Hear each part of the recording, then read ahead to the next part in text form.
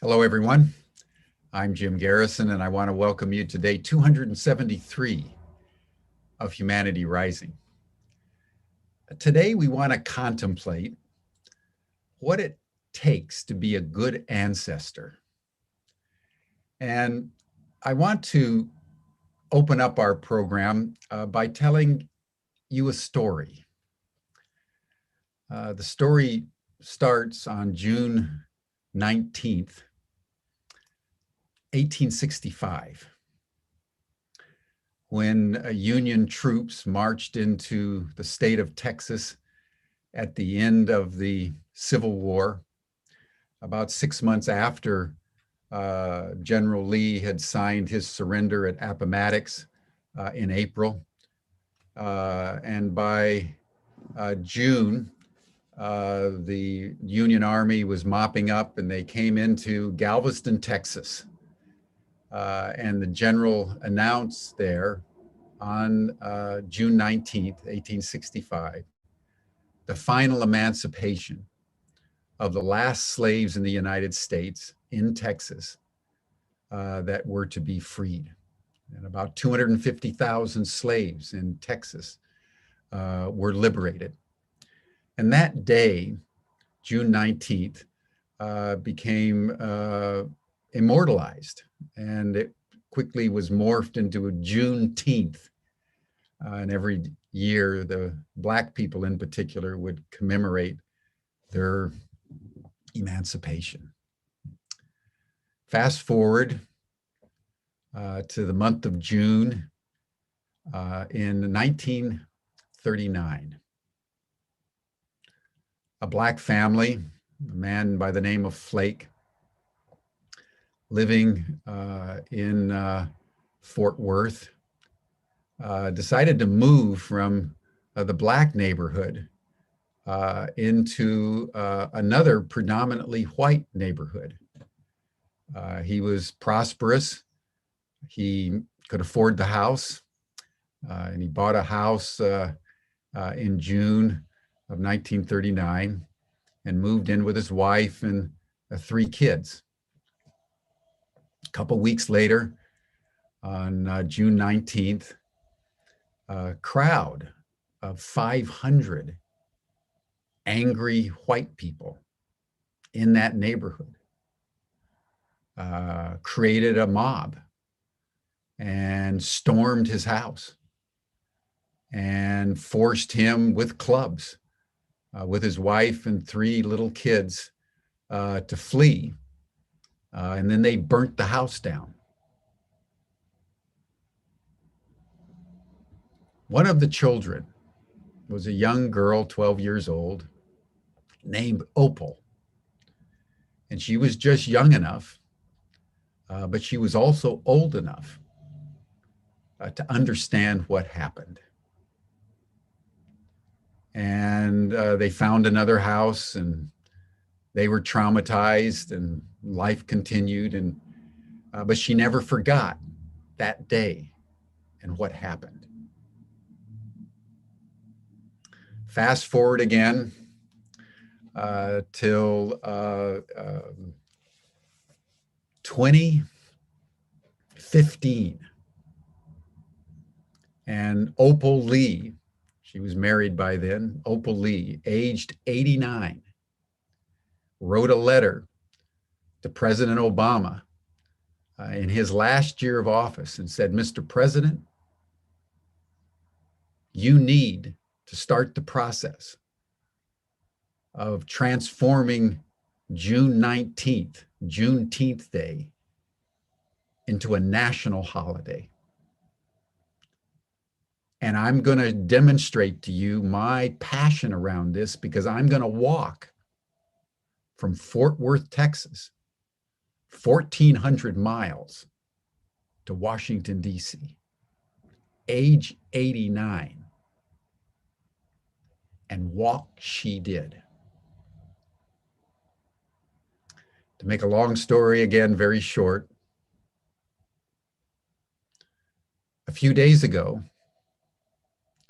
the U.S. Congress, first the House and then the Senate by unanimous consent, voted to institute a new national holiday in the United States commemorating Juneteenth, the emancipation of the slaves. Yesterday, President Biden signed that legislation into law. And standing right beside him, 94 years old, was Opal Lee, known now as the grandmother of Juneteenth.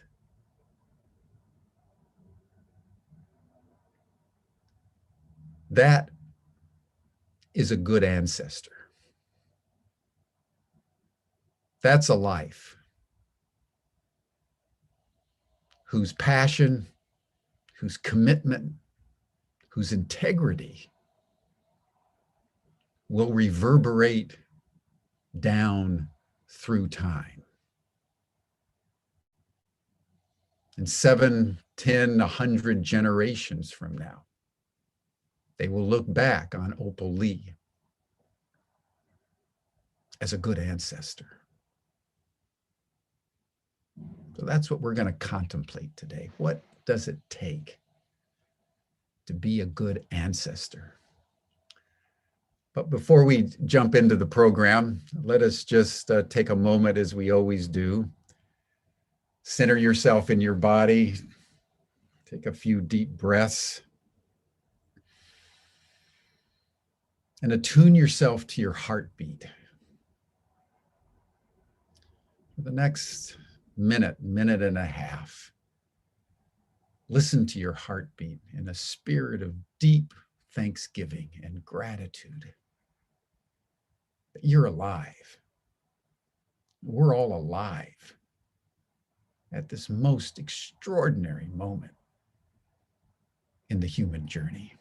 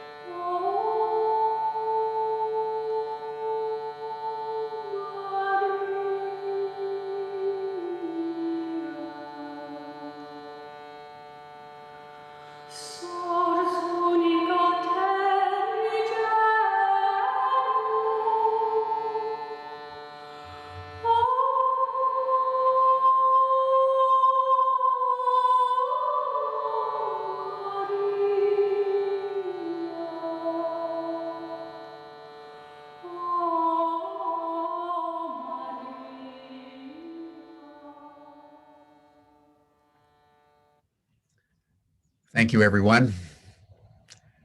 Now, with an open heart and a heart full of gratitude and love for each and every one of you who are joining our session today, I want to welcome Roman Krznaric, a public philosopher and intellectual born in Australia, but educated in his higher degrees at Oxford and London and Essex, where he took his PhD. He has been part of the public debate for many, many years. His most recent book is The Good Ancestor, How to Think Long-Term in a Short-Term World. But he's also written extensively on empathy, which is the name of one of his books. Another one of his books was Wonderbox. Another one was Carpe Diem Regained. And currently he lives in the UK. But in his latest work, which I found very striking, he's asking all of us a question that we need to answer at this moment, when because of our dereliction of duty to the future, we've brought human life, planetary life, to the brink of a precipice. And scientists are telling us we have less than 10 years to turn it around. So maybe for the first time in human history, we have to consciously, collectively contemplate, what does it mean to be a good ancestor? What do we have to do such that our children, 7 generations hence, will look back on our generation like children in the future will look back on Opal Lee and say, that was a good ancestor. So Roman, welcome to Humanity Rising. And why don't we just start by you sharing with us your story and how you, your intellectual journey and how you came to write your latest book on being a good ancestor. Absolutely, Jim. And thanks for that lovely introduction, both to my work, but also that incredibly powerful and beautiful introduction to Opal Lee and Juneteenth. And I think it really tells us something about, if we want to think about the future, we have to think about the past, you know, and the present tense, of course, and how all of those things are related. But for my own journey, towards writing a book called The Good Ancestor, why would one write a book called that?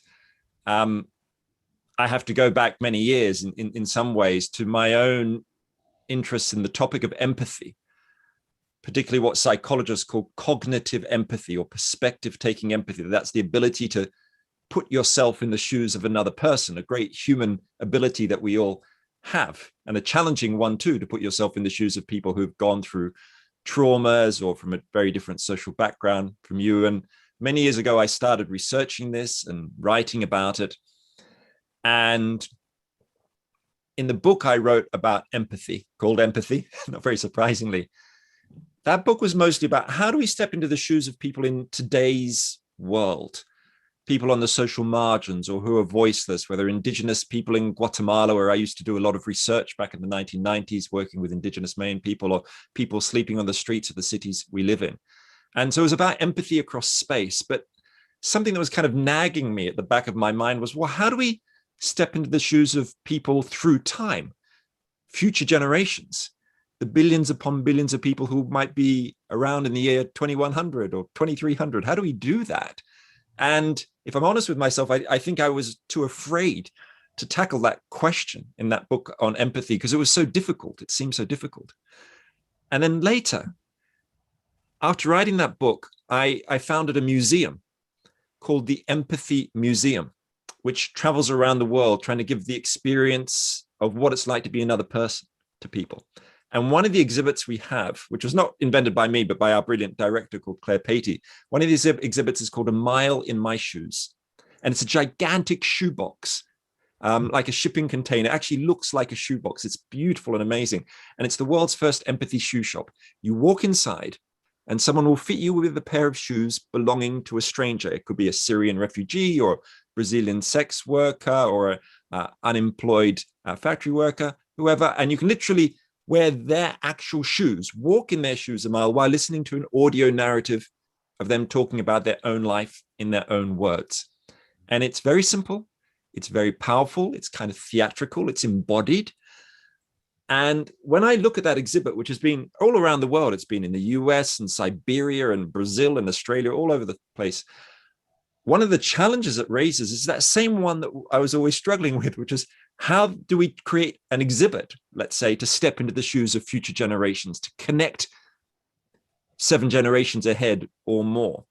And that was really the task I set myself with writing this book, The Good Ancestor. And that title was, I kind of appropriated it a little bit from the great immunologist Jonas Salk, who developed the first polio vaccine back in the 50s. But in the 70s, he asked this question. He said, the great question for our time is, are we being good ancestors? In other words, how are we going to be remembered by the generations to come? And clearly, I think he was drawing on indigenous culture and wisdom to kind of put that question into words. So that's, in a sense, how I got to where I am now, which is having tried to tackle something very difficult, which is how we connect with people who we cannot look in the eye, whose shoes we cannot slip into, who we cannot speak to face to face.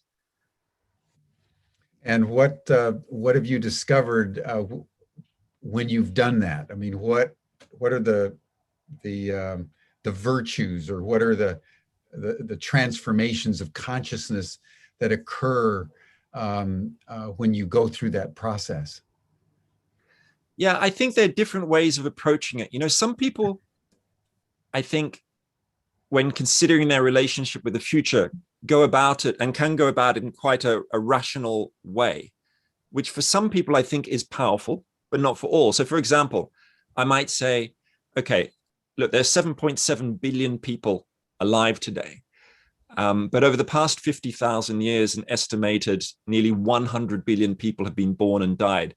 But over the next 50,000 years, assuming current birth rates level off and stabilize, nearly 7 trillion people will be born.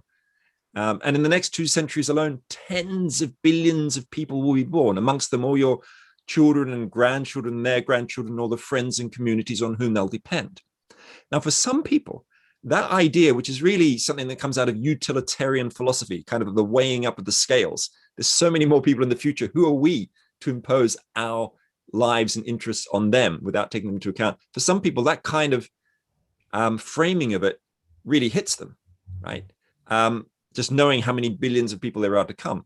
But I think for others, and this is one of the things I was sort of learning as I was writing this book, for others, they can get to that point of extending their moral universe forward in time to future generations, the future planet, through, I think, something more emotional, you know, through some sense, for example, of the golden rule, you know, which is in almost every major religious and spiritual mode of thought, you know, do unto others as you have them do unto you, but trying to extend it through time. So let's do unto future generations how we would want past generations to have done unto us.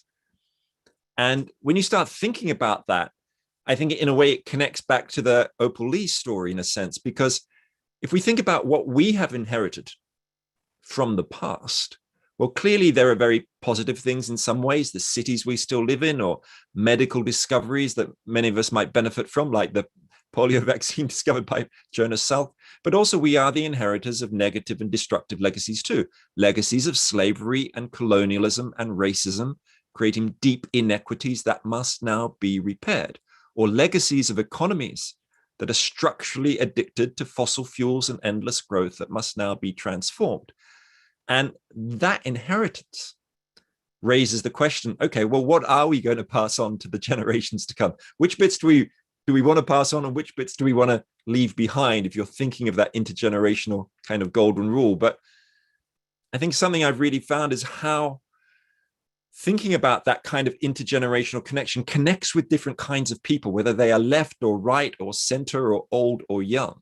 You know, whenever I give a briefing to politicians in the UK or elsewhere about, you know, why long-term public policy is important around climate change or bioweapons and all sorts of things, I tend to start with taking them on a bit of a kind of visualization exercise. Well, I'll ask them, you know, to close their eyes and then to imagine a young person in their life who they really care about, maybe a nephew or niece or child or grandchild, and then to imagine that person 30 years in the future and the joys and the sufferings they're facing, and then to take it further, to imagine them, for instance, on their 90th birthday party, surrounded by family and friends and loved ones, and to go and have a look out the window and see what kind of world it is out there. And then to imagine that 90-year-old is about to give a birthday speech and suddenly looks over on the mantelpiece and sees a photograph of you, their departed ancestor, and decides instead to tell the room about the legacy that you left them, that something positive that you did to benefit their society. And I think in doing that kind of, I think quite sometimes emotionally charged sort of meditative activity, as it were, we start moving away from the self, let's say, because if I think of my daughter, who's 12, on her 90th birthday, you know, it's almost the year 2100. That future isn't science fiction. It's an intimate family fact. But if I think about her in the future on her 90th birthday, what I realize, and certainly what I have realized, and this is one of the realizations I had through doing this research on this book, is that my daughter in that future is not all alone. She's not sort of floating in space. She is part of a web of the community she's part of, family and friends and loved ones, but also the web of the living world, the air she breathes and the water she drinks. So if I care about her life, I have to care about all life. That's the only thing that kind of makes sense. So I think these are the different ways. I mean, there are many others ways we can try and make a bridge to the future. And I think different things work for different people. We need to kind of work with all of it, as it were. That's something that I've learned. Yeah, and I think just dwelling on your young daughter for a moment, she's in some ways in a unique generation because it's this emerging Gen Z, I think, that is ground zero in the sense that, not all generations are equal. For thousands, hundreds of thousands of years, humanity just kind of floated along, hunter-gatherer societies, then the Neolithic Revolution, and then for the next 10,000 years, things kind of trundled along. And it's really been in the last 50, 75 years where scientists have been talking about the Great Acceleration, where all the graphs that have been going pretty stably for thousands of years basically are now going straight up. And so by the beginning of the 21st century, we're in a world now of such dynamic change and such dire danger that this next generation, and I think that the generation sort of from the boomers through Gen Z, so you have Gen Y, the millennials, Gen Z, there's a cluster of generations that are coming together. And upon the decisions that we collectively make, we're going to be remembered as one of those nexus moments in the human and planetary journey whose decisions were critical in shaping the future trajectory. So I just wanted to put that in there, that some ancestors are more important than others, but I would say some ancestors, meaning us, are more consequential than others. And if you think, especially over the next 10 years, the decisions that we're going to be making, because we're going to either deal with climate change or it's going to spin completely out of control and we're going to lose our footing in the planetary ecology. So speak to us just for a moment about this moment in being an ancestor. Sure. Well, I absolutely agree with you. In a way, I think that there's been no moment in human history where we have had such potential huge consequences of our actions for future generations. I mean, in a sense, one could date that to another June date, June 16th, 1945, when the first atomic test happened, the Trinity test, because that was the moment, in a sense, when humankind became capable of destroying the future for all life. But as you say, the great acceleration over the last, say, dating from the Second World War, with all those curves going up of CO2 and ocean acidification and deforestation, are signaling to us of what we have done and will be doing for centuries still to come to the planet, because of the carbon's going to stay there for decades and centuries. So there's that ecological long-term impacts. But I think there's also a whole set of technological threats that we have thrust upon the future as well. So things like artificial intelligence, bioweapons, genetic engineering. And then to that, I think we need to add into the mix other long-term issues. We need to be thinking long-term about the next pandemic that might be on the horizon, or we need to think long-term about deep wealth inequalities and racial injustice, which gets passed on from generation to generation. These are all part of, I think, the set of issues of which there are more too, where the common denominator is our obsession with the present tense, what I think of as the tyranny of the now. And one of the ways I sometimes think about this is that we have colonized the future. We treat the future like a distant colonial outpost where we can freely dump ecological degradation and technological risk as if there was nobody there.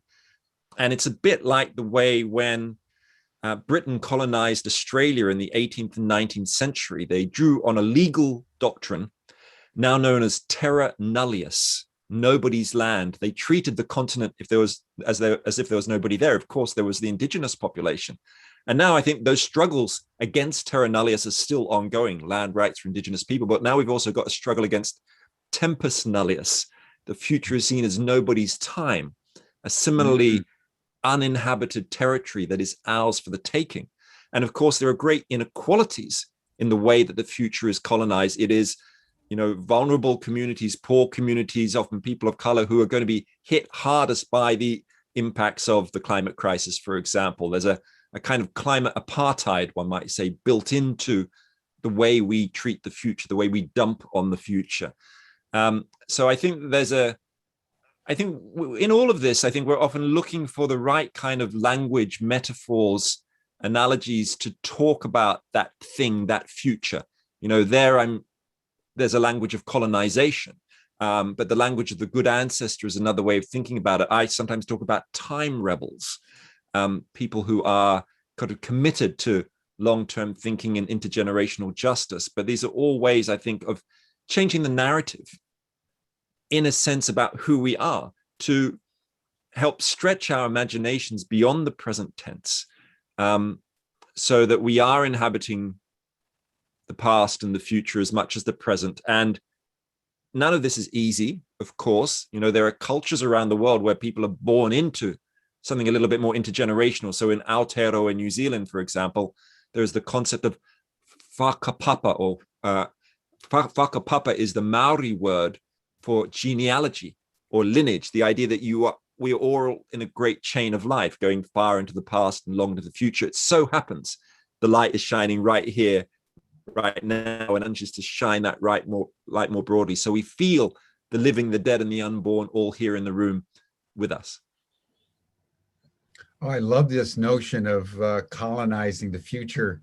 And I think there's a connection between that notion and your subtitle around developing long-term thinking in a short-term world. I think you colonize the future when you don't think about it, that you're in a tyranny of the present moment, short-term quarterly profits, and the immediacy of your existence, almost by the nature of things, impels us to focus on self-gratification. Because when you start to think about the future, you start to think about long-term, you have to start thinking about a responsibility rather than an acquisition. So I'd love to hear you talk a little bit more about this vice grip that the world is in terms of short-term thinking engendered by neoliberal economics, where there's all, the externalities, not only about the future, but the planet, are just terra nullius again. So speak to us about the contradiction in the world right now, and what you've learned about how you lead people into a more expansive, temporally elongated way of viewing the present that includes the future. Well, it's certainly true that the vice grip of short-termism is there and is built into our politics through short-term electoral cycles. It's built into digital culture. The politicians who can't see beyond not just the next election, but the next tweet or the latest headline in 24/7 news. Businesses that can't see beyond the quarterly report, the markets that's spiking and crashing in speculative bubbles, which, as you say, come out of very much embedded in the neoliberal myopia, the eternal present of neoliberalism, which isn't thinking about resource exploitation, long-termism at all. But I think these struggles, there's a sort of a tug of war in society, which I write about in my book, between the drivers of short-termism and long-termism. But there's also a struggle going on in our own minds between what I think of as, I call it the marshmallow brain and the acorn brain. And the marshmallow brain is the part of our neuroanatomy, which is focused on instant rewards and immediate gratification. That's the bit of our brains which gets us, getting the dopamine rush of pushing the buy now button, named after, of course, the famous marshmallow test, the psychology test from the 1960s, where kids had the marshmallow put in front of them. And if they could resist eating it for 15 minutes, they were rewarded with a second marshmallow. But famously, the kids couldn't resist and snatched the snack. Now, there have been many critiques of the marshmallow test, partly the way that it's impacted by socioeconomic context. So kids from poorer backgrounds find it harder to resist, partly because they also distrust authority, and there's really good reasons for it. But I think another critique of the marshmallow test, the one that I make in my book particularly, is that there's a whole nother part of a neuroanatomy, which is this, the acorn brain. It lives here in the frontal lobe above our eyes, the front of our heads, particularly a part called the dorsolateral prefrontal cortex. That's the part of the brain which is newer than the old marshmallow brain. It's only a couple of million years old, the acorn brain, which is new. Our marshmallow brain is about 80 million years old. We share it with rats and other mammals. But the acorn brain is the bit which focuses on long-term thinking and planning and strategizing. And humans are really good at this, actually. So other animals will plan a bit for the future. So a chimpanzee will, get a stick, strip off the leaves and turn it into a tool to poke into a termite hole. But they'll never make a dozen of those tools and set them aside for next week. But that is exactly what a human being will do, right? That acorn brain is what allows us to save for our pensions or write song lists for our own funerals. That's the acorn brain in action. It's what enabled us to build the Great Wall of China or voyage into space, or allows climate scientists to do models going 200 years ahead of sea level rises, right? So we have this immense capacity to be acorn growers rather than marshmallow snatchers. But of course, as your question really brings out, it's the way we organize our societies favors the marshmallow over the acorn. Our economic systems are, all about GDP growth, that curve going up, or our education systems too are not getting us to connect with that long term. And I noticed in the chat that Jane mentioned a great education program in Canada called Roots of Empathy, which I've actually visited in Toronto. And if I can just say something very briefly about it, because it is quite wonderful. Over 1 million kids around the world have done Roots of Empathy. What they do is they bring a live baby into the classroom, kids aged between about 5 and 12, to teach the kids empathy skills. And what happens, the baby comes into the classroom, not alone, also with a parent and an instructor from the program or a carer. And the kids sit around the baby and they start talking about the baby. Why is the baby crying? Why is the baby suddenly looking up at the mother or father? And they're trying to step into the baby's shoes, this idea of cognitive empathy. But they use that as a jumping off point for then talking about, well, what's it like to be a kid bullied in the playground, or to be a family living on the streets of Calcutta? So they're trying to extend the empathy outwards. But then what they also do as part of the curriculum is try and get the kids looking at the baby to talk about the baby in the future. What responsibilities do we have to that child in the future? What actions are we doing now that's going to affect them? As Jane's just written in the chat now, the baby becomes the teacher. And in fact, when you go to a Roots of Empathy class, the baby has a little T-shirt saying the word teacher on it. And so these are the ways that I think we need to be fundamentally transforming key institutions to bring that longer now, that sense of intergenerational justice into the present moment.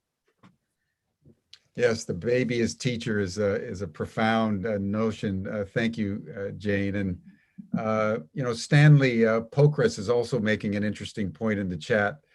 Roman, he's saying we've entered the age of helpfulness. Where human society can be more peaceful and prosperous as more people become engaged in paying attention to the needs of others And I would add, as you're indicating, thinking about the needs of others, not only now, but the needs of others under the seventh generation. And that brings us to this whole domain of empathy. You know, in some ways, what is most conspicuously lacking in the neoliberal economic model or politics, and one of the reasons why we've become so short term in our thinking and we've colonized the future, as you described, is because our society is almost devoid of empathy. So you've written another book all about empathy, but I would love to hear you speak to us about the relationship between sort of the empathy quotient and the capacity to develop that acorn. Yeah, I it's think clear there's that, a connection. yeah, absolutely, there is a connection there. You know, there have been very famous studies over the last 10 years or so talking about the growing empathy deficit in Yeah. society, particularly amongst, you know, a lot of the studies are of US college students, but it goes beyond that. And there are a lot of debates about why it's happening. You know, partly it's to do with hyper individualistic consumer culture, it has to do with urbanization and digital culture and many different factors. And I certainly think neoliberalism is a important part of that mix. And clearly that capacity to see the world from the perspective of the other, which is what the kind of, there's two different kinds of empathy, basically. If you open a psychology textbook, one's what's called affective empathy.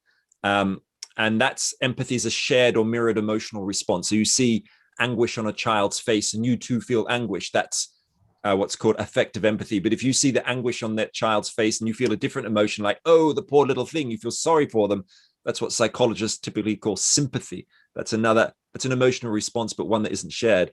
But the one that I think that has the really big social impact, though closely related to the first kind, is what is called cognitive empathy, where we try to imagine the position of somebody else whose life might be very different from our own, like someone sleeping on the street that we walk past every day. And of course, we all know how we can fail so easily to see their perspective. There's a guy who I used to walk past every day who lived on the streets around the corner from where I live in Oxford, England, not Oxford, Mississippi.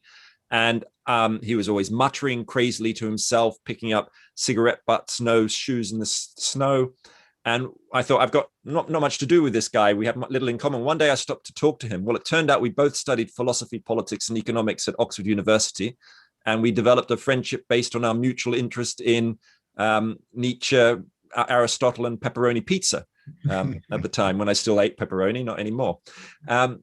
So, we can have these encounters which make us recognize the need to see other people's perspectives.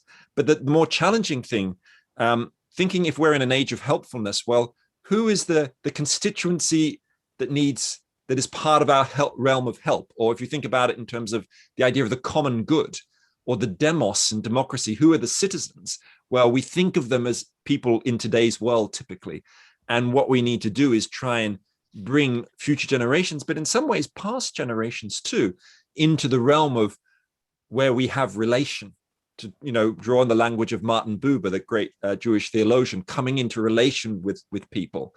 And I was having a conversation the other day with this Eritrean community activist who lives in Belgium, and she was saying that whenever her grandmother used to say to her, apparently, whenever you're feeling down in life, just imagine yourself in that great chain of ancestors going long into the past, far into the future, and just for a moment, just pause, take a breath, and just turn to the left and look in the eye of someone from the generation behind and just thank them for what they gave you. And then just turn to the right and look in the eye of the person in the next generation and tell them what you might do for them.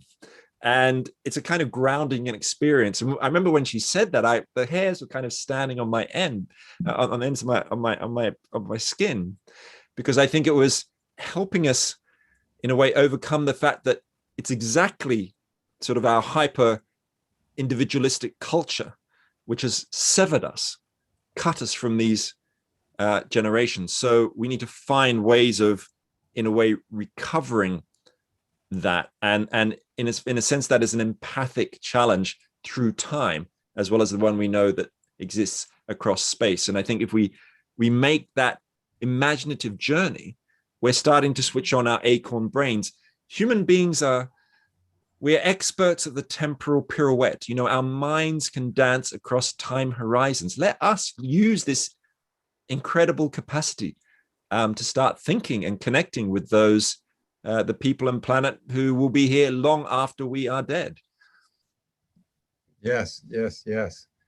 Well, this gives rise in my mind, Roman, another connection that I think is worth exploring, because I think there's a relationship between the immediacy of our time frame and the lack of empathy, the empathy deficit, and nature deficit disorder. Increasingly, human beings are disconnected from each other while simultaneously we're disconnected from nature. So speak to us for a moment about the relationship that you see between nature deficit disorder and empathy deficit disorder, because I think they're connected. That's a beautifully put question, Jim. I say the way that I think about this is, or someone whose thoughts I've found very helpful in thinking about this, is the great biomimicry thinker Janine Benyus. And if anyone hasn't read her book Biomimicry or seen her TED talk, I really advise it. And she's a beautiful writer, very poetic. And all her work is about asking about what can we learn from nature's 3.8 billion years of research and development.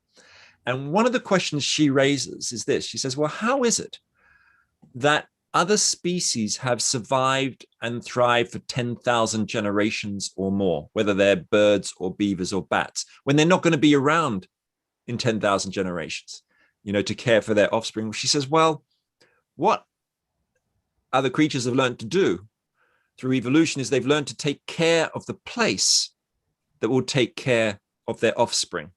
As she puts it, life has to create conditions conducive to life. In other words, you don't foul the nest. You live within the boundaries of the ecosystem in which you are embedded, which of course is the opposite of what human beings have been doing at an ever-increasing pace and scale over the last century, that great acceleration that you mentioned. And so that really, in a way, raises a kind of a secret to long-term thinking, which is it's not all about time. It's just as much about place. It's about restoring and repairing and caring for this place that will take care of our offspring. So it's about falling in love with ice sheets and savannas and mountains and meadows. And there's a beautiful Mohawk blessing, which I understand is spoken when a child is born. Thank you, Earth. You know the way. And I think in that, in a sense, is an answer to the question, which is that if we want to empathically connect with those future generations, we need to overcome our nature deficit disorder. We need to fall in love with the living world that will take care of our offspring. So there's a kind of a confluence there, which is as much about place as it is about time. Beautifully put. Beautifully put. I think that's a very profound point, Roman. Thank you for that. And what that raises in my mind is the question of education, the question of how do we instill empathy, connectivity with nature in how we learn and how we reflect upon the world. And have you given much thought about how you inculcate these kinds of qualities into people that don't know that eggs come from chickens, or and don't have the kind of empathy that is really called for? It's a really challenging thing, of course, to change people's fundamental views of the world and their connection with it. Clearly, what our education systems look like is part of what changes us and next generations. And in that sense, one can draw on some of the really exciting work being done by these time rebel movements, as I think of them, who are dedicated to the longer term. So just for example, the David Suzuki Foundation in Canada has curriculum materials they've developed for high schools where they get the young people to look at the Universal Declaration of Human Rights, the famous UN document after the Second World War, and point out that there's nothing about future generations in it. And they get the kids to write new articles for the Universal Declaration of Human Rights all about future generations.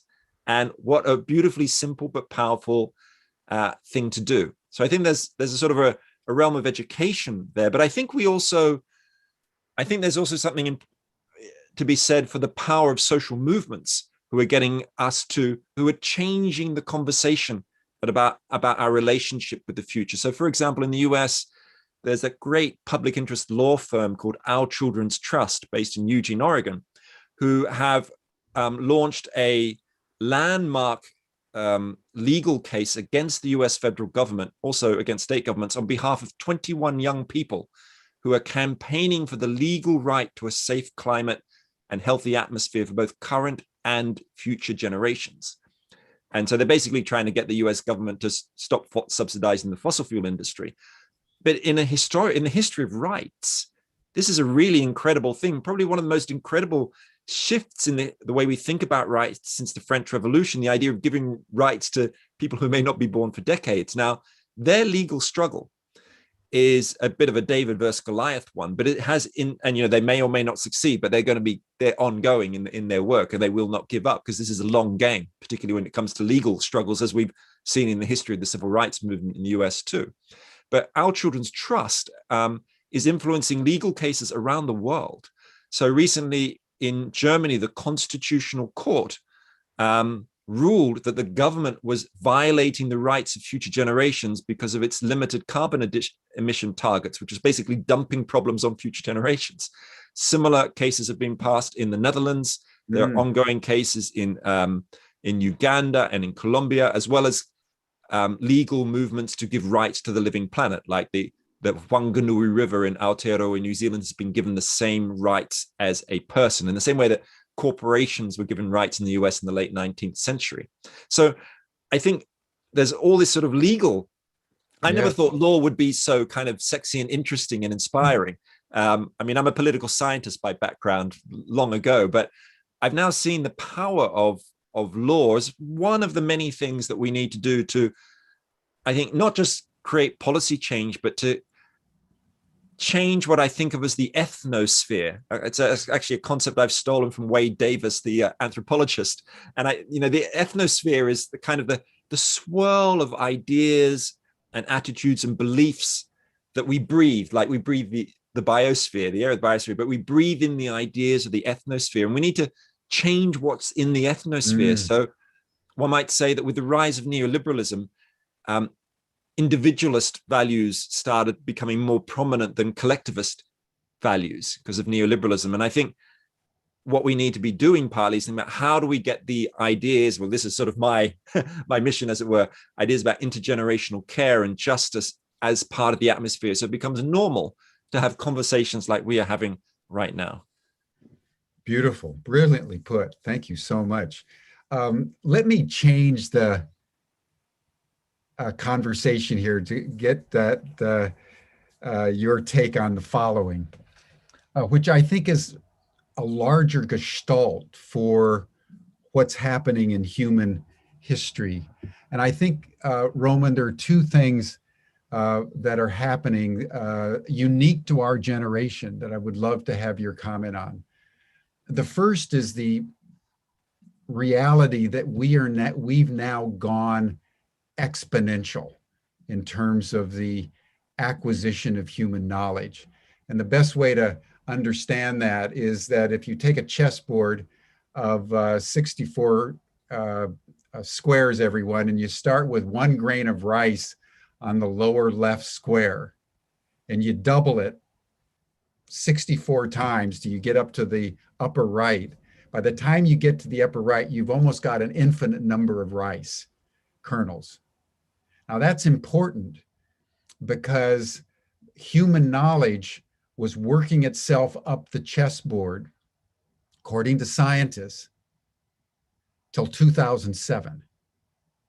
And at 2007, which, as it turned out, was the year of the iPhone, when Steve Jobs came out with that first iPhone, and it was the year that Facebook was launched. We're now doubling our knowledge every 12 and a half minutes. So we humans, when we're thinking about the marshmallow and the acorn, need to take in that we're doing this not in ordinary times. We're doing this in exponential times. That's one side of this coin, Roman, I'd love to have you speak on. The other side of this coin is a point that's been made by Yuval Harari, the author of Sapiens and Homo Deus and 21 Lessons for the 21st Century. He asserts, as a public intellectual like yourself, that the most important event in all of human history is taking place in our generation, and it is this. This is the first generation where we have extended intelligence away from biology into machines. Up until our generation, intelligence was always encapsulated into a biology. It was a person, it was a monkey, it was a dolphin, it was a bird. But what we have done with our knowledge now is projected intelligence into machines. And what we're seeing with artificial intelligence is that these machines are rapidly outstripping the human capacity to absorb, manipulate, and utilize information. So I just want to take this conversation out to that rung of the exponential growth of knowledge and the age of the machine. And one thinks of the Matrix. But what's your take on all that? Sure. So on the question of exponential knowledge, I would challenge that idea that knowledge has become exponential, just because I've recently read a book which is about to come out, and I've just got the proof copy of it right here with me. It's called Human Frontiers, by a great thinker called Michael Bhaskar. And in that book, he argues that, in fact, the high point of human knowledge really was 1873. Since then, and he's very precise about it. Since then, actually, it's become harder and harder to have big ideas. It takes more research, more science, more money, more everything. And they look at, this is a classic sort of field where you look at the number of patents per amount of money you put into the research, and that number has been diminishing. So it's become harder and harder to have sort of breakthrough ideas. So there's much more information in the world exponentially. But in terms of the knowledge that matters, if you're looking at that scientific knowledge, one might sort of say, actually, there's a slowdown rather than an exponential speeding up. But of course, all these things come down to how you measure it all and all that kind of thing. I think what I would say about knowledge is, in fact, to really answer that question, I need to just put on a coat. Hold on one moment. I'm going to just put this on and all will become clear. Right. Now, you might be wondering why I'm wearing this rather fetching orange and white kimono-like cloak, and I will explain. So, in Japan, there is an amazing movement called future design. And it is a movement which is all about local government decision-making and participatory democracy. And it is directly inspired by the Native American idea of seventh generation decision-making, found in Lakota communities and many other communities. And the way future design works is that they invite local people to discuss and draw up plans for the towns and cities where they live. And they typically split them into two groups. So half of them are told that they're residents from the present day, and the other half are given these kind of ceremonial robes to wear. And this is a real one from the small town of Yahaba, population 30,000. And the people in the robes are told to imagine themselves as residents from the year 2060. So, and it turns out that the residents from 2060 systematically advocate far more transformative plans for their towns or the cities where they live, whether it's long-term investment in healthcare or action on climate change or artificial intelligence or all sorts of things. And that movement is now spreading from small cities like Yahaba to big cities like Kyoto. It's being used in Japan's Ministry of Finance, big companies like Fujitsu. But of course, the point I really wanted to make here is about the way we use indigenous knowledge and the kind of knowledge that counts. How do we sort of pass it or divide it? Which bits do we look for? And I think when we're talking about particularly around the ecological threats that we're facing, clearly there's a lot of knowledge around indigenous wisdom that we need to be drawing on, particularly when we're thinking about, relationship with the living world and long-termism. So that's what I broadly say about that question of exponential knowledge. Let's say, the real question here, I think in a way is, I need to think about it more. It's a really interesting question, it's about how we choose to use the knowledge that we have, isn't it? It's what do we draw upon? And these are sort of existential choices of where we go. Do we go to the economics textbook, which has a demand and supply diagram on a white background with no biosphere around it? Or do we go somewhere else? Do we go to donor economics, as someone mentioned there in the chat, which I've written about my book? So on the second question, Yuval Harari, about the shift from biology to machines being the most important shift. I mean, certainly I think that is what he thinks, and that's certainly clear in his book, Homo Deus, and in the book 21 Lessons for the 21st Century. I guess the question, I feel a little bit conflicted about Harari in some ways. Let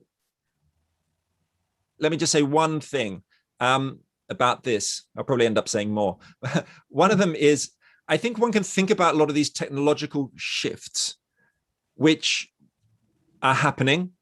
We don't know whether 2049 is going to be like the film Blade Runner 2049 and the machines have taken over. In that realm around AI, for example, there's a lot of uncertainties. And I think we can get very preoccupied with that. And what happens is we leave behind the ecological risks because the technological stuff is sort of sexier to look at. But actually, in the realm of ecology, there's less uncertainty in many ways. As you keep saying, as you said, we are facing a planetary ecological crisis. We know, the future isn't uncertain. It's very clear what's going to be happening if we go business as usual. By 2100, we'll have 3 to 4 degrees of heating and 1 to 2 meters of sea level rises, or probably more. We don't know exactly how much, and I feel some of these issues are left out of Harari's writings, for all sorts of reasons, partly to do with where he comes from historically and where he lives in the world and the kind of person he is. But I do like what he says about AI and why we need to worry about it. I think, in a way, the conundrums come out clearest for me, not in his writings, but actually in the work of the MIT physicist Max Tegmark, who has written a book called Life 3.0. And he's quite upbeat about AI, more upbeat than I am, and about us, merging with machines. But what he does is raises what I think is probably one of the fundamental questions, at least from my perspective, which is, how do we align the values of machines to human values? You might have a driverless car or a big machine which is controlling how healthcare is distributed in the society. That's the future we might be moving towards. But how are you going to decide how to do that? What does equality or fairness look like? Philosophers have been debating for 3,000 years, at least in the Western tradition, about what fairness and equality really is. Well, how do you program a machine to fairly distribute resources for healthcare? Do you give it to wealthy people so they can grow a bit older and live longer, or do you give it to people who are lower down the socioeconomic ladder? And I can't see that, we can find easy answers to any of this, because these are moral dilemmas, and I think that's part of the fundamental problem of the shift from biology to machine, that we've still left with the human questions about values. I mean, what are your thoughts on that, Jim? Well, I think, Harari is making a very profound point. And because we're caught up in our empathy deficit disorder and nature deficit disorder and short-term thinking, we're not calibrating the implications of this revolution in the way that is required to ensure that this transition from biology to machine intelligence is done correctly. And so I think I would share that concern. And one could bring in bioengineering and genetic technology, and CRISPR, which about, where they can now slice and dice your DNA and your genes in ways that can create almost anything you can imagine. And so the question that you're raising, I think, is the seminal question. How do we apply ethical norms? And I would say the precautionary principle to this runaway freight train of scientific data?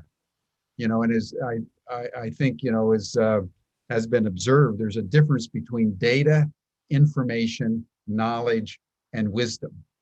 And this exponential explosion is at the level of data. And that other guy was right, but there hasn't been much creative thinking since 1873. And that distinction is the problem. Because, if you've changed everything in the world except your consciousness, you're heading right into a disaster. But these are major issues that that humans in our generation are having to grapple with for the first time in human history, because never before did anybody have to think about intelligence in machines. That's actually within the last 30, 40 years. But there's been barely even any public debate. That's the concern to me, is the lack of public debate. So how do you begin, Roman, to kind of think this kind of conundrum through?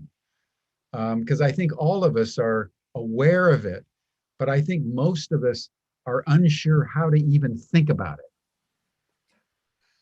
Well, I'm always in dilemmas about how to think about these things. Let me just take off my Japanese coat. I think, to give a broad answer to that, my instinctive reaction to when I'm looking at all that future rushing towards us, the machines, the CRISPR, the geoengineering, my instinctive reaction is to look to the past, to look to history. I mean, I once wrote a book called The Wonder Box. In the US, it's called How Should We Live? And it's about the lessons we can learn about everyday life from looking in the past. So what can the ancient Greeks teach us about love? Or what can we learn from the Renaissance about rethinking our attitude to death? But equally, I think these big technological questions, these big questions of changes of our time, we can learn from the historical there. And one of the issues I've been thinking about recently, and my thoughts are not fully formed on this at all, but I was thinking about artificial intelligence. Let's take that topic. Is there anything in history that we can learn from to help us think through something like AI? Now, your immediate thought would be like, no way. I mean, we haven't created machines that can think in the past. So what could we possibly learn from? Well, if you stop to think about it, one place my mind went was to think about the invention of banking and financial capitalism in the Renaissance during the Medici period, 16th century, where we created something we couldn't control. It was called global capitalism, right? It took quite a long time to develop, and this is what we're facing with AI, the prospect of creating something we couldn't control, right? And we've tried to control this global capitalist octopus in various ways with more or less success in different places at different moments in history. But maybe there's something to learn there. Or equally, the other place my mind went to on that AI question was, have we ever created a technology like AI, made that kind of cognitive leap?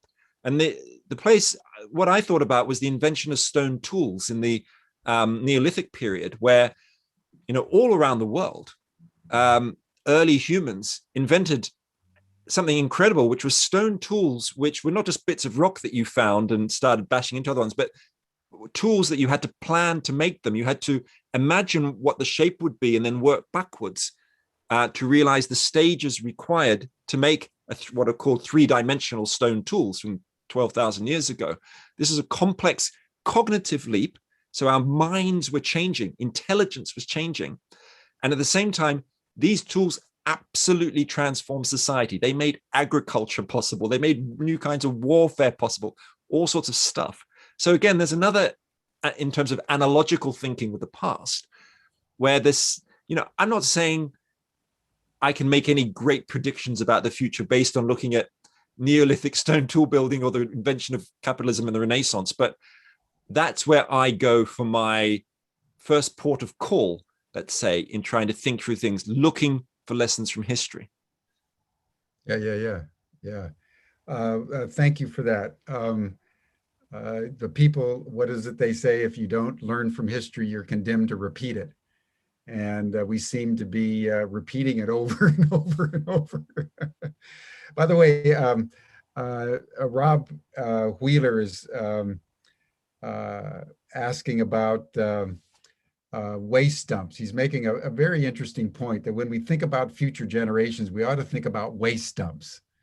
Only 9% of the natural resources that we access and use are recycled or reused. The rest is just thrown away and either pollutes the natural environment or ends up in a waste dump. And that these waste dumps are created with no thought about what we will probably have to mine them so the resources can be used by future generations. But these waste dumps are such a total mess that it will probably be almost impossible to do it. And I think Rob is just bringing something in as a kind of a microcosm to a consciousness that if you think about almost any other domain, it's replicated with varying degrees of statistics. But the waste dump is just a useful metaphor for this contemplation of how we be a good ancestor. Yeah, actually, it for some reason, when you're just telling me about what Rob's comment and question there, I had this gruesome picture came to my mind, which was a painting by Goya called Saturn Eating His Son. It's really quite gruesome if anybody knows it.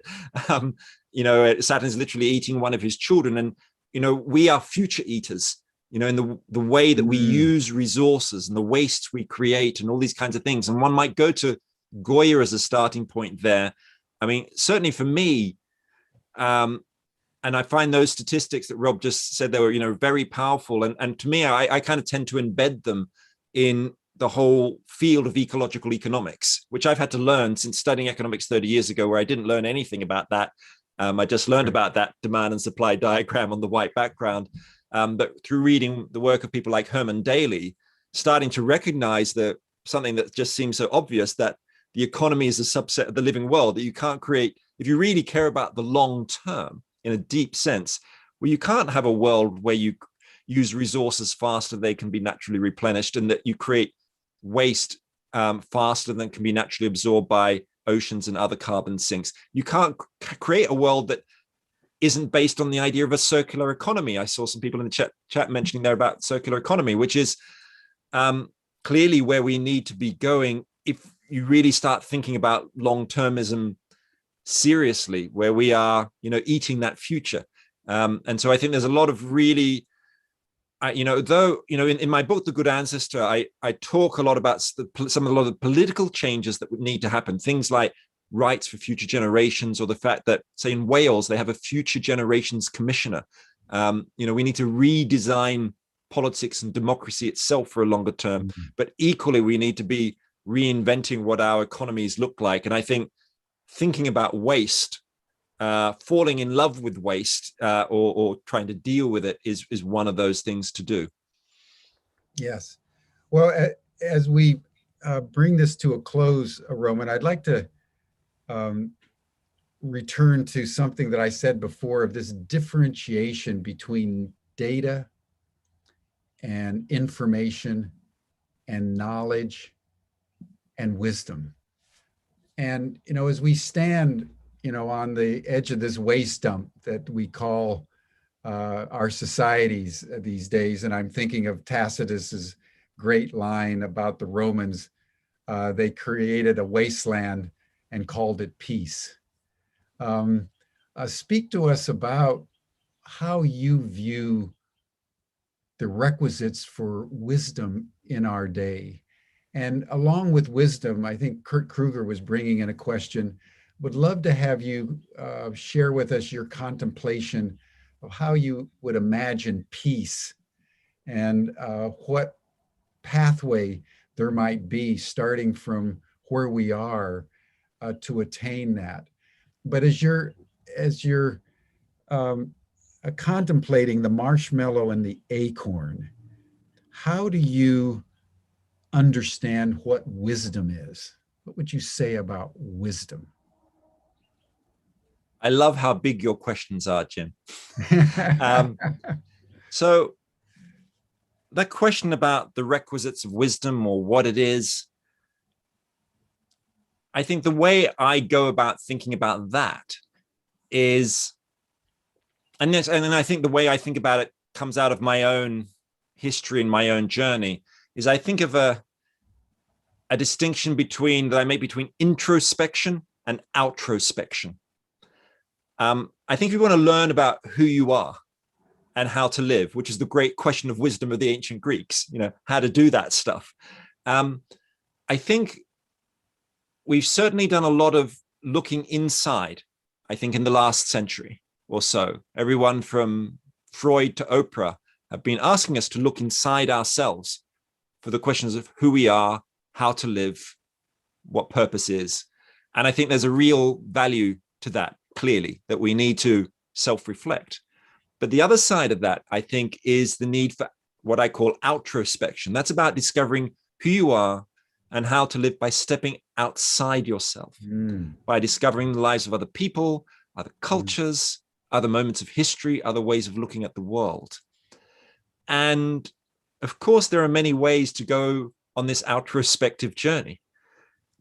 One way to do it would be to nurture your curiosity about strangers, to talk to people whose lives are different from yours, who've gone through the kinds of things that Opal Lee went through, for example, to go back to that, and to see that your experience, your way of looking at the world is not the only way of looking at the world. And that, to me, is one of the beginnings of wisdom, because it's about extending beyond the boundary of the ego and to know that my perspective is not the only perspective, because that, to me, seems to be the cause of so much conflict in society.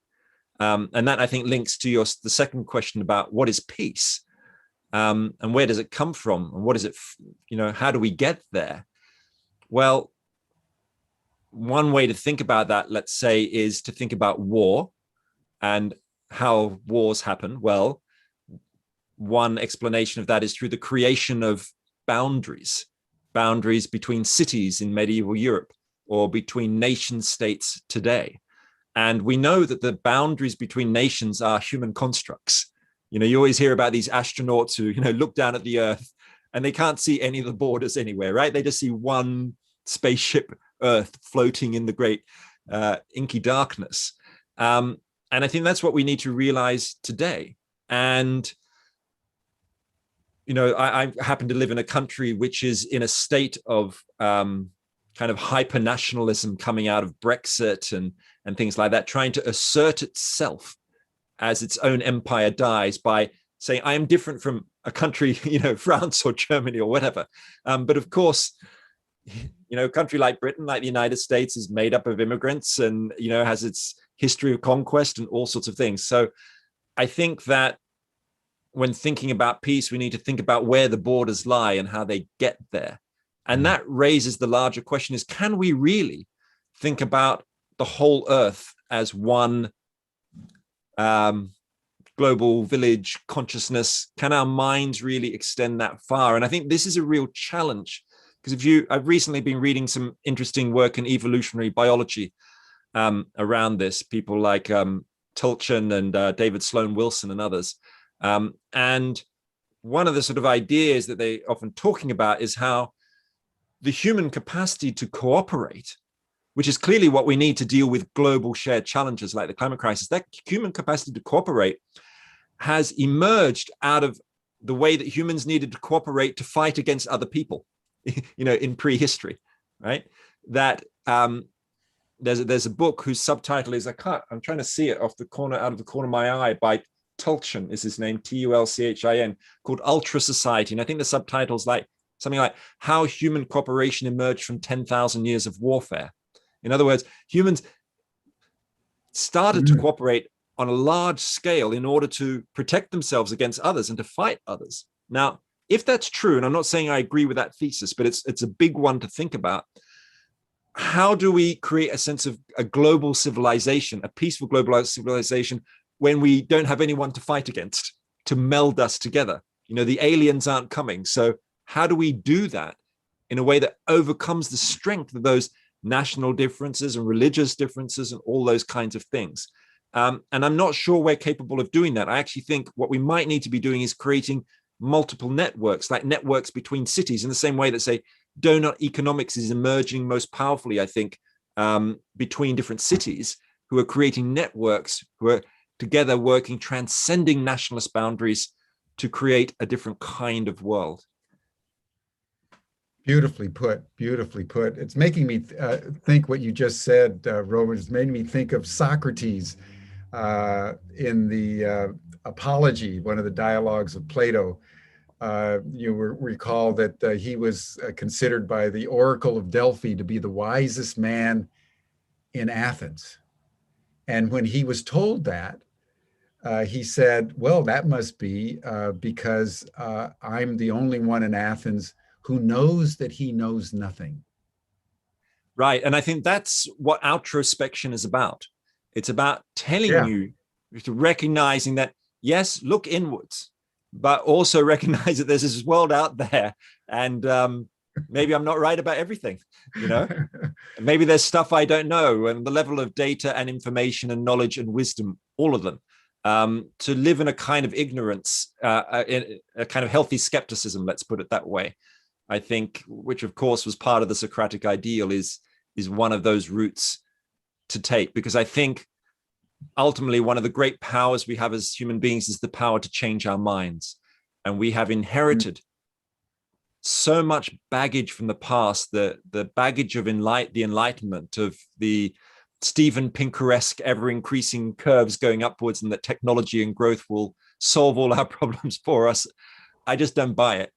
I don't think the evidence is there. And I don't think that's what can meld us together either.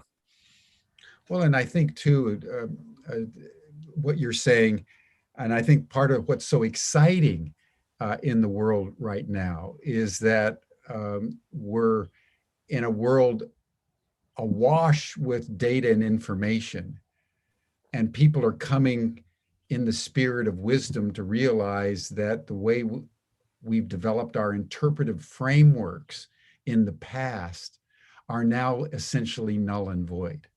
And whether it's Kate Raworth, coming up with the donut economic model, which basically turns traditional economics on its head, sideways and upside down, and then all of a sudden you've got the donut, and all of a sudden that outer thinking that you're talking about, that larger ecology, actually becomes the framework. So what you're talking about, in terms of the inner, that inner ring of the donut, how do we humans thrive, and then connecting it with the outer, is, I think, the economics of the future. And you also mentioned David Sloan Wilson. I was just talking with him yesterday, and we're developing a whole program at Ubiquity, and he too is turning evolutionary theory and evolutionary biology on its head by saying exactly what you indicated, that at the heart of evolution is not the survival of the fittest. At the heart of evolution is the cooperation is the survival of those who cooperate the best. And even our bodies are in a cooperation with us and the viruses and the various little bugs that are in our gut and so forth and so on. And every breath we take is coming from a tree. So we're in an interlocking web of life, whether we know it or not. And in fact, it's the fact that we don't know that constitutes the major part of our predicament. So you've really shared a lot. So as we close, Roman, just take a couple minutes and, if there's one takeaway for you, there's one immediate wise counsel that you would provide people about how to be a better ancestor. When all is said and done, what quality or qualities do you think we need to embody? Well, perhaps people could do something a bit similar to something I did on my 50th birthday not too long ago, which is I went with my partner and kids for a bicycle ride. And about 10 minutes from my house is an ancient tree, a yew tree in a churchyard. And that tree is nearly 900 years old. And we climbed into the tree because you can climb into this yew tree. And we had a picnic up in the tree in the branches. And what did we talk about? We talked about deep time. The fact that humankind is just an eye blink in the cosmic story, that if the age of the earth is the distance from your nose to the tip of your outstretched hand, one stroke of a nail file on your middle finger erases human history.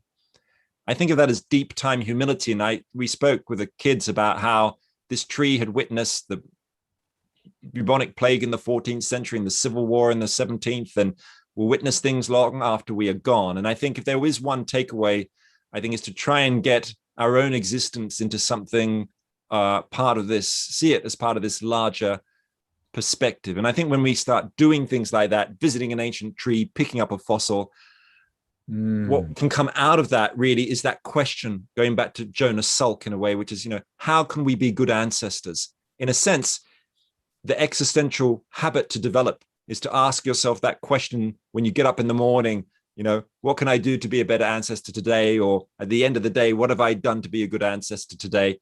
In whatever way you pursue it, find a way that feels true to you. And I think then you will be living true to this intergenerational spirit which runs through all humankind. Beautifully put. Thank you, Roman. We started today, everyone, with Opal Lee on Juneteenth. And I think we've culminated with Roman Krznaric, who contemplates for us what a good ancestor needs to be. And if there's ever been a generation in the history of our kind that needs to answer the question of how to be a good ancestor, it's our generation now. So thank you, Roman, very deeply for your really sublime, you have a very well sculpted mind, my friend. It's continually, it feels all scrambled, but if it looks sculpted for a few moments, I'm glad. And thank you, Jim, and thanks to everyone for your comments and questions and thoughts. Really stimulating. Thank you. Yeah. So you're all welcome to the after chat, those of you who can join us. And the chat link has been put in to the chat box. And then next week, everyone, we're dedicating the whole week to a partnership that Humanity Rising has been forming with World Unity Week. And they're bringing together hundreds and hundreds of organizations all over the world to celebrate world unity as a consecration of the United Nations and the impulse to world peace that has emanated from that body over the last 75 years. And Humanity Rising is part of that. So we're going to be broadcast out through various nooks and crannies and World Unity Week is coming into Humanity Rising. So we'll start next week with a contemplation of the importance of dialogue. That's inherent in everything that Roman said today. So how do we dialogue more deeply with ourselves and with each other around issues of global ancestral import? And then on Tuesday, we're going to have a conversation with Robert Kennedy Jr., the son of Senator Robert Kennedy, and the nephew of President John Kennedy. And then the week will move on from there. So next week is going to be a big week for Humanity Rising. Roman, thank you. You've brought illumination. And thank you, everybody. We'll see you at the same time, same station on Monday here again for Humanity Rising. Bye for now. Thanks, my friend.